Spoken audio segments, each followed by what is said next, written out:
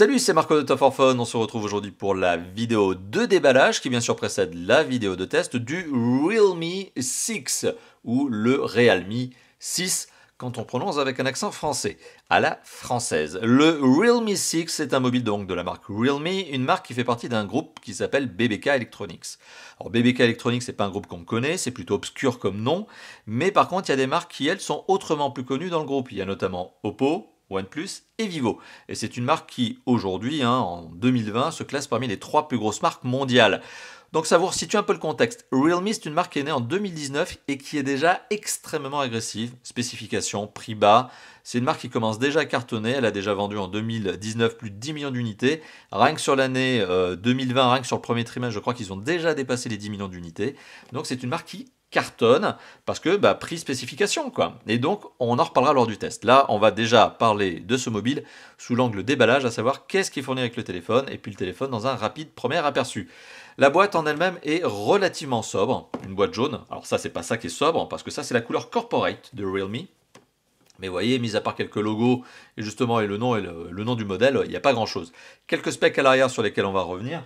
Et puis cette boîte du Realme, c'est exactement la même boîte que le Realme 6 Pro, qui est la version, on va dire, boostée, qui est plus récente, qui vient de sortir en mai 2020, et qui est une version donc boostée du Realme 6. Le Realme 6, il est décliné en 3 versions, je vous le dis tout de suite. Ici, on est sur la plus balèze.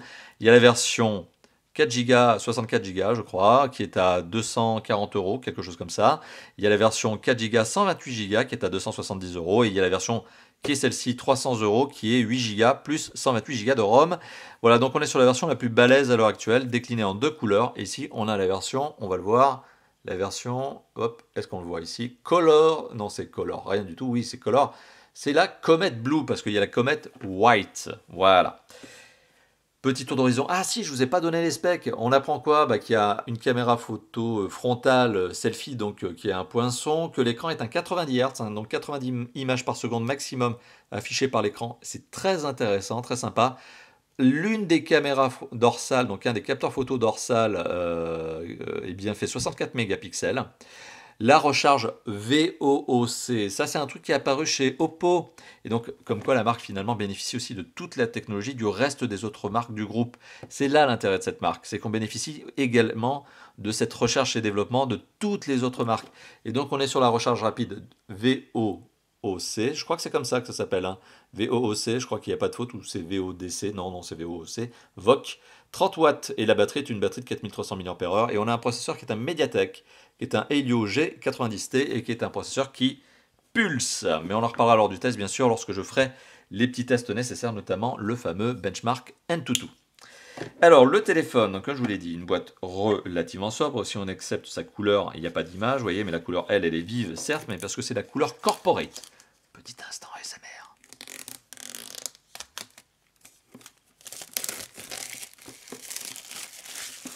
L'ASMR par Top 4 Fun. Alors à l'intérieur de cette boîte, format couvercle, très classique ça aussi, pas de grande surprise. Hop, voilà, on ouvre ça tranquillement, proprement et calmement. À l'intérieur de la boîte, on retrouve une petite pochette avec « Hey, welcome to Realme Family ». Realme. Bon bienvenue dans la famille Realme. Alors à l'intérieur de la pochette, et ça on aime, ça. Franchement, je kiffe ce genre d'attention. Bon, petite documentation, c'est pas ça vraiment qui va me faire kiffer, mais c'est la petite coque en silicone, grise, un peu grise transparente, voilà, là, elle n'est pas blanche, elle est grise.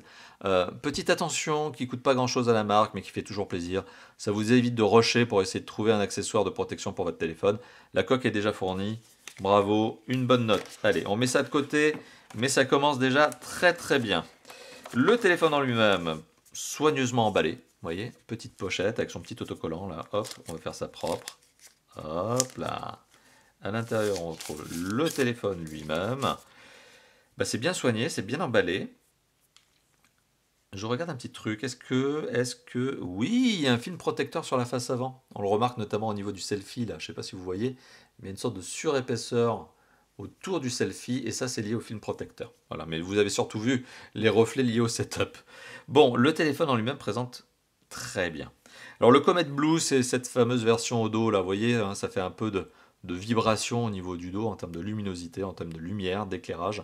C'est pas mal, hein, ça présente bien. Franchement, le téléphone présente bien. Voilà, c'est pas le design le plus démentiel qui soit. On n'est pas sur un ultra haut de gamme, mais malgré tout, pour son prix, donc je le rappelle, prix maximum c'est 300 euros, prix entrée de gamme sur cette version c'est 240 euros, 230 euros pardon, je crois, 229,90 pour être précis. On est pas mal, hein, on est pas mal. On est sur un téléphone qui présente bien, la prise en main est bonne.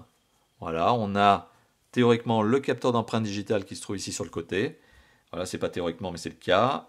Bien, bien, bien. Alors, les capteurs photo en excroissance, mais ça, c'est devenu un grand classique de nos jours, hein. C'est lié tout simplement à la composition interne des capteurs photo. Et ben, c'est un bon premier sentiment. Vous voyez, un téléphone moyen de gamme qui a un bon design. Déjà, c'est un bon premier point, qui est fourni notamment avec sa coque. Et on va voir ce qu'il y a d'autre dans la boîte. Alors, hop, un petit socle en carton pour bien séparer les éléments. On a le câble USB, hop là, on va le voir ici, USB-C, voilà, jaune, hein, couleur Realme, et USB de l'autre côté. Et lui aussi, il est jaune, hein, vous voyez. Donc on a le câble rond blanc avec de la longueur, hein, il doit y avoir un bon mètre de câble qui est fourni, et le chargeur, il est balèze, quoi. Le chargeur, pas petit, hein, mais c'est normal, parce que c'est de la recharge rapide 30 watts, hein, il faut quelque chose de costaud, quoi.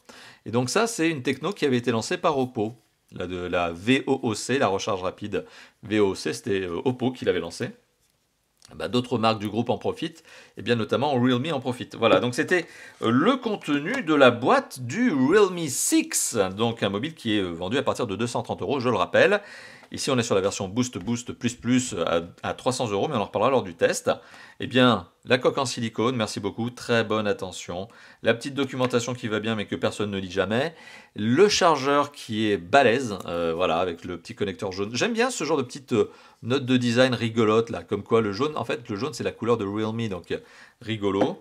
Et le câble de charge et de synchronisation, tout simplement. Voilà, donc c'était la vidéo de déballage du Realme 6 qui précède bien sûr son test et qui va être accompagné, je le rappelle, de la vidéo de déballage du Realme 6 Pro, bien évidemment.